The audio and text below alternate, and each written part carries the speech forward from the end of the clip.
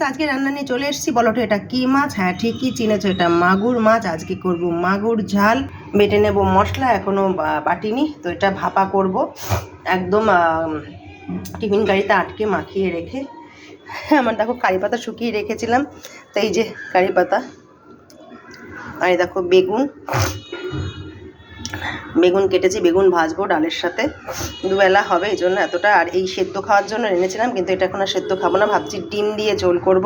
খেতে ভীষণই ভালো লাগে এই বেগুন দিয়ে ডিম দিয়ে। ডিমটা অর্ধেক করে ঝোল, রাঁধুনি ফোড়ন দিয়ে। এই বেগুন বাজারে দেখলে কিনবে, রাঁধুনি ফোড়ন দেবে আর ডিমগুলো সেদ্ধ করে অর্ধেক করে ভেজে নিয়ে ঝোল করে খাবে। সামান্য জিরে বাটা নামানোর আগে খেয়ে আমাকে জানিও, কাঁচা লঙ্কা কিচ্ছু যাবে না, খেয়ে আমাকে জানিয়ে বলো কেমন খেয়েছো তোমরা। মুখে একদমই টেস্ট নেই, জ্বর হয়েছে, গলার সাউন্ডে বুঝতেই পারছো। তো চলো রান্না করে ফেলি। ও আরও একটা জিনিস রয়ে গেছে, এটাও করব, পাকা পটল বাটা।